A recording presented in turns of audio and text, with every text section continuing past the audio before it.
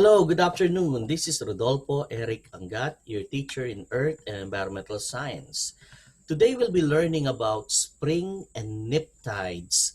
Our essential question for today is, how are tides influenced by the moon and the sun? This lesson covers standards 1.1.2. With this lesson, we aim to accomplish the following competencies. I can define tides. I can explain what causes tides. I can explain why the moon has more influence on Earth's tides than the sun. I can differentiate spring tide from nip tide. I can explain why we have two high tides and two low tides each day. I can explain why tidal power is considered as renewable source of energy. Hopefully, at the end of this lesson, we'll all be able to accomplish these competencies and that you will get good score in our MC assessment. Let's start by defining tides. Tides are the rise and fall of sea levels caused by the combined effects of the gravitational forces exerted by the moon and the sun. The animation here shows us the low tide and then the high tide. Low tide,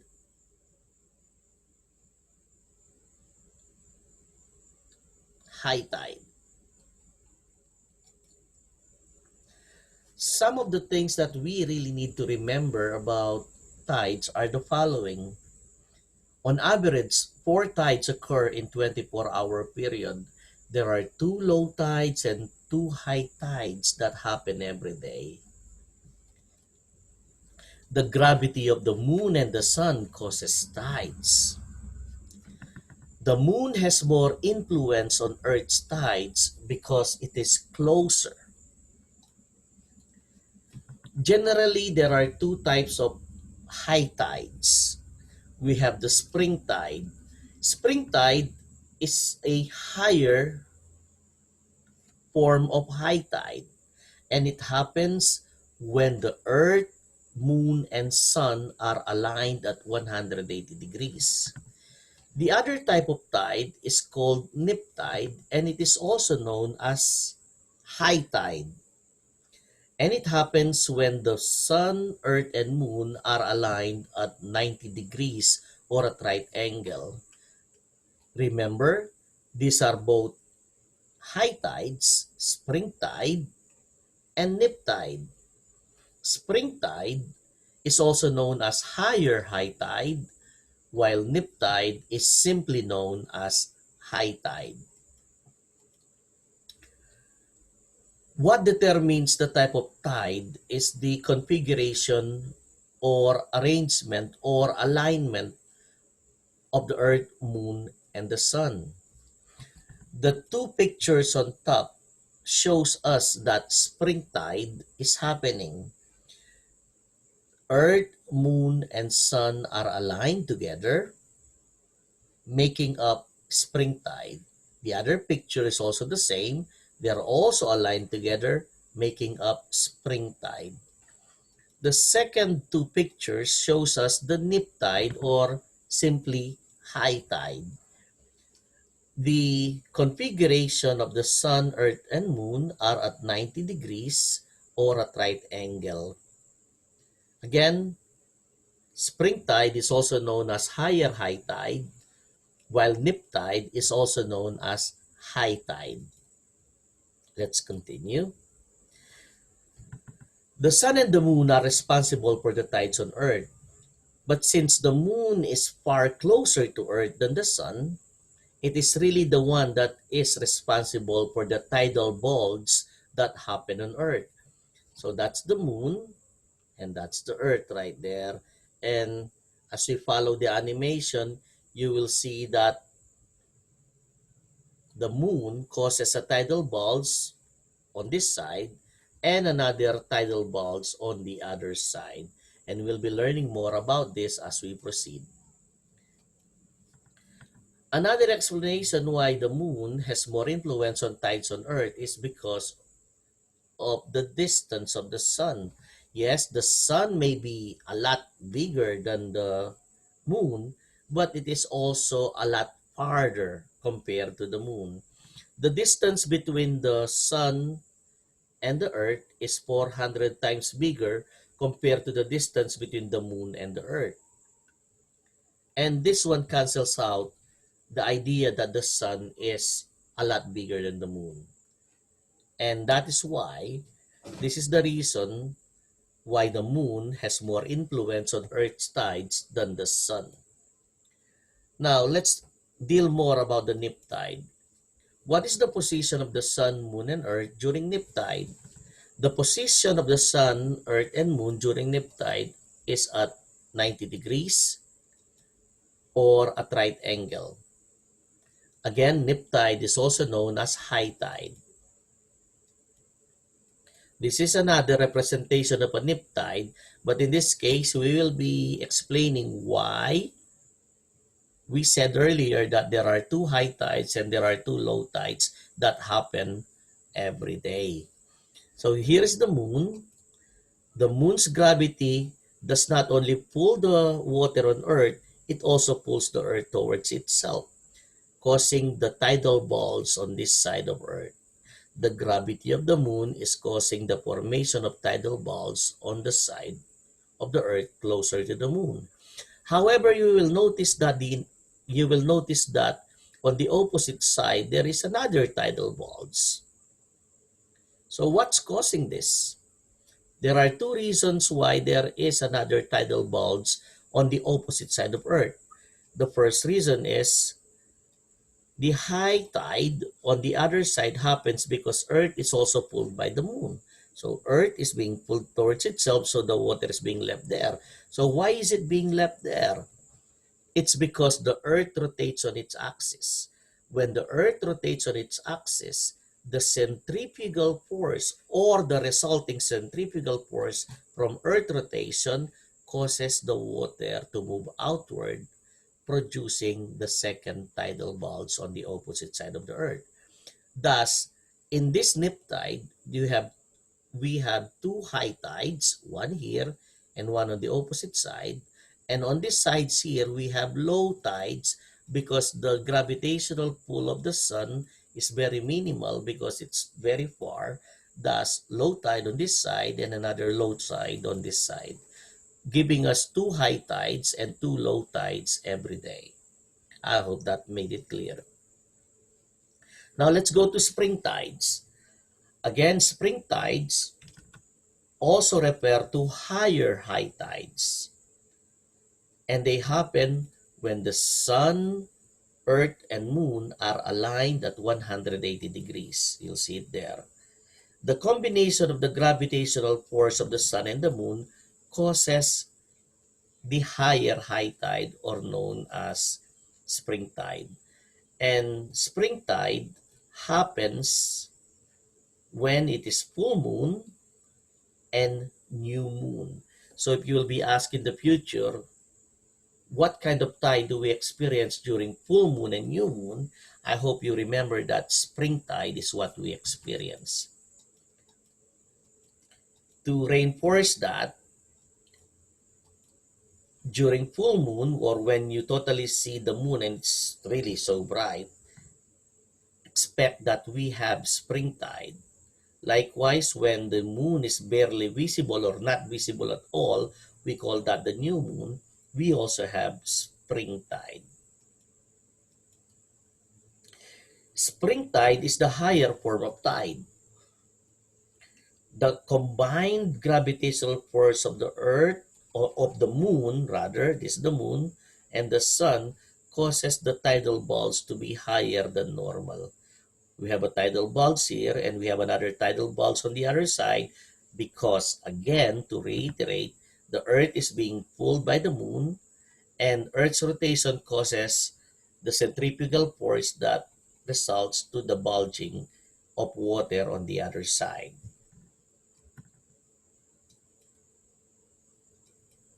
The combined gravitational force of the moon and of the sun results to higher high tide.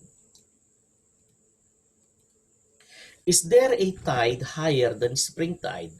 Again, nip tide is high tide. Spring tide is higher high tide.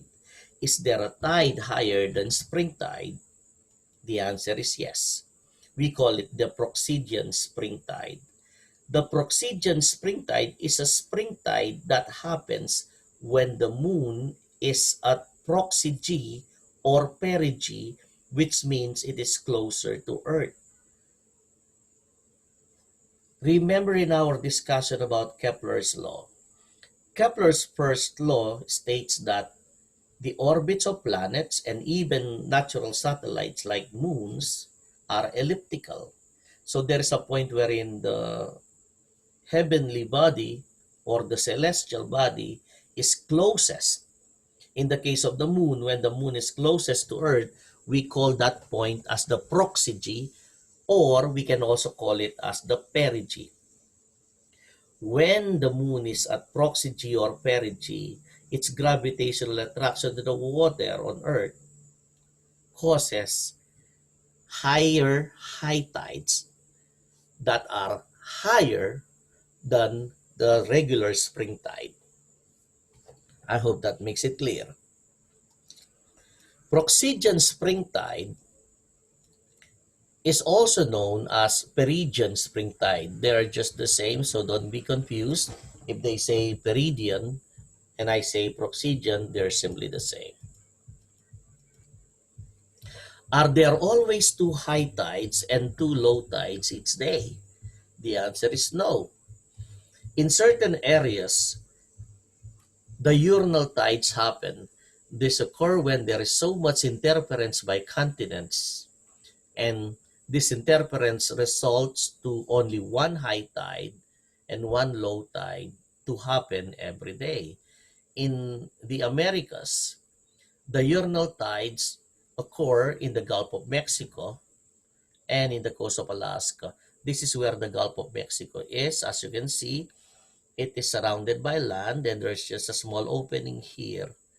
And this surrounding land causes an interference that results to only one high tide and one low tide to happen every day instead of the two high tides and two low tides every day. The same thing happens in the coast of Alaska. This is Alaska right here. This is Canada, and on the western side, that's Russia.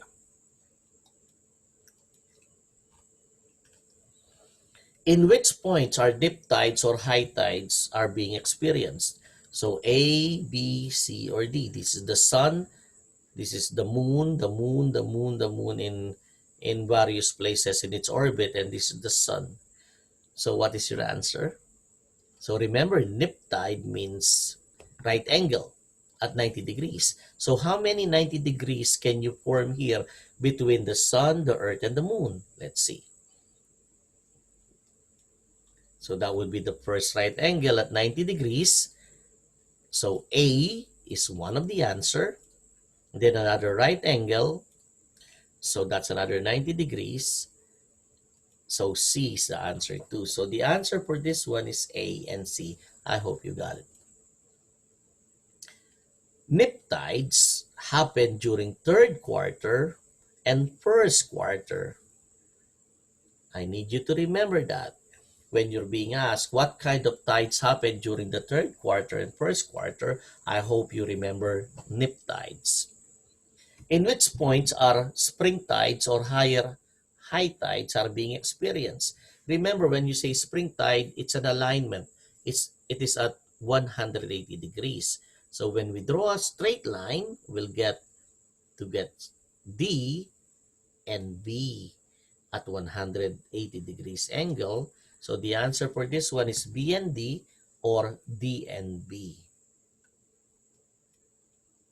And spring tide happens when it is full moon, and spring tide also happens when it is new moon.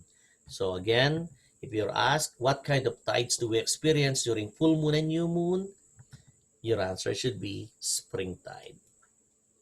Which is mostly responsible for Earth's tides? A, sun, B, moon, C, this side of Earth, D, this side of Earth. What's your answer? Very good. The answer is Letter B, I'm sorry, the moon. The moon is mostly responsible for the tides on Earth. Where is spring tide happening? You have here A, B, C, and D. What is your answer? If your answer is C, then you are correct. The alignment causes the spring tide to happen here. If there is a letter E here, then that would also be the answer because the opposite side would also be experiencing spring tide, but there is no letter E here. Your only options are A, B, C, and D, so you can only write C. Where is nip tide happening? Remember, nip tide is at right angle or 90 degrees, A, B, C, or D. The correct answer is D. Now, if there is E in here, then that would also be the answer, but it's not there. So your only answer is D. Now, I need you to look at this one. What kind of tide do we experience during new moon and full moon? This is sunlight, so the sun should be here. What is your answer? Did you say spring tide? That is correct, spring tide. What kind of tide do we experience during first quarter and third quarter? This is sun, this is moon, this is earth, so it is at right angle. So what's your answer? If your answer is nip tide, then you are correct. You might be asking, how about during waxing crescent, during waxing gibbous, during waning gibbous, and waning crescent? Let's see that. First quarter, it's a right angle, so that is called a, at 90 degrees, that is called a nip tide. Another 90 degrees at third quarter, so that's another nip tide. Let's go to 180 degrees, full moon, that would be spring tide. Another 180 degrees during new moon, that would be another spring tide. So spring tide is higher high tide. First quarter nip tide, it's high tide. So during waxing crescent, the tide is decreasing.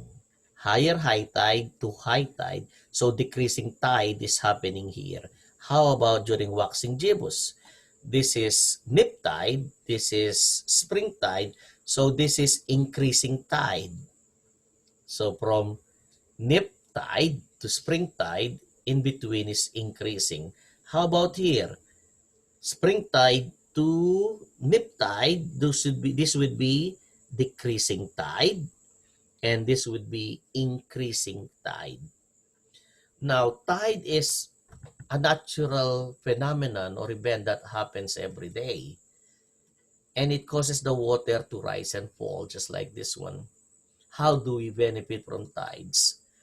Tidal power is used to produce electricity, and tidal power is renewable energy because it is happening every day. And we don't have to control it. It just happens, just like sunlight. It comes every day. Now, how do we harness the energy from tides? The rising and falling of water can be harnessed by using what we call as turbines. These propellers here harness the movement of water and converts it into mechanical energy. The generators here converts the mechanical energy into electrical energy that we utilize on a day-to-day basis. Again, since tidal power happens naturally and it happens every day, like a clockwork, tidal energy or tidal power is considered as renewable energy. I hope this lesson provided you with adequate knowledge and skill to get a good score in our MC assessments. And thank you so much for always listening and for always learning. I hope for your success. Bye-bye. Thank you so much.